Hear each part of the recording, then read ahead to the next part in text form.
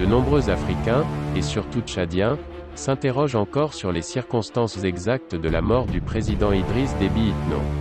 Selon plusieurs sources proches de l'armée, la version officielle selon laquelle le maréchal est mort sur la ligne de front séparant son armée des rebelles dans le nord du pays est un pur montage et affabulation. Dans la soirée du 19 avril 2021, le bruit court à N'Djamena, que le président Idriss Déby Itno a été blessé lors de combats contre le Front pour l'Alternance et la Concorde au Tchad, FACT, un groupe d'opposants lourdement armés, basé dans le sud libyen et composé majoritairement de membres issus de la communauté Gorane. Les rebelles du FACT ont déclenché une offensive de déstabilisation du pouvoir central depuis le 11 avril, le jour de l'élection présidentielle. Mardi 20 avril, l'armée tchadienne annonce la mort sur la ligne de front du président tchadien Idriss Déby, au pouvoir pendant plus de 30 ans. Une pure affabulation. Le président Idriss Déby, effectivement au front, si la version officielle servie par l'actuel Conseil militaire de transition n'a convaincu que les plus naïfs, les langues se délient de plus en plus sur ce qui s'est réellement passé ce samedi 17 avril 2021. En réalité, le maréchal président n'est pas mort ce mardi 20 avril 2021. Mais, 2 jours plus tôt. En effet, dans le week-end du 17 avril 2021, le président Idriss Déby s'était rendu dans la zone de Nokou, dans la province du Kanem, à environ 250 km de la capitale N'Djamena. L'armée et les rebelles du Front pour l'Alternance et la Concorde au Tchad, FACT, se faisaient face dans la zone. Le maréchal président s'y était rendu pour encourager la troupe qui avait des difficultés à prendre le dessus sur les rebelles du FACT dans cette zone. Lire aussi Tchad, le fils de Idriss Déby Itno fait sa première déclaration, accompagné de son aide de camp Koudar Mahamat Tassil, frère de la première dame.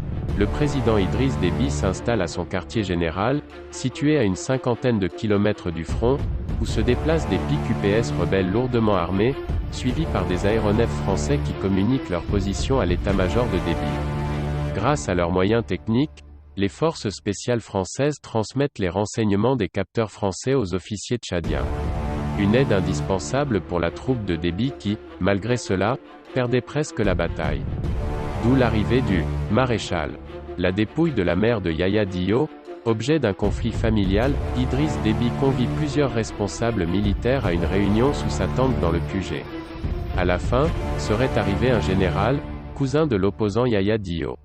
L'opposant et candidat déclaré à la présidentielle tchadienne du 11 avril, était en fuite depuis la tentative d'arrestation, dont il a fait l'objet les 27 et 28 février à son domicile de N'Djamena. Les éléments de la garde présidentielle sont rentrés dans la maison, et ont tout cassé.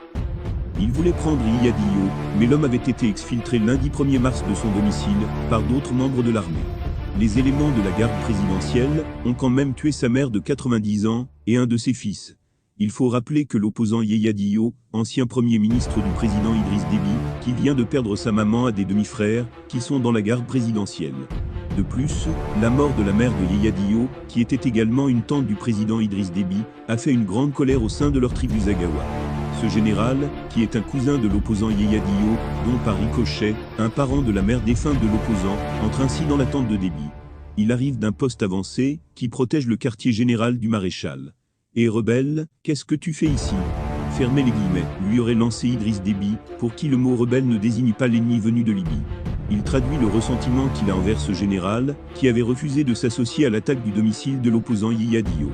Vous devriez nous rendre le corps de notre temps crochet gauche, la mère défunte de l'opposant Yaya Diop, NDLR, que vous avez sauvagement assassiné, et dont vous confisquez le corps jusqu'à présent, une parole de trop, qui aurait mis le maréchal hors de lui. Idriss Déby aurait sorti son pistolet et abattu à bout portant l'officier.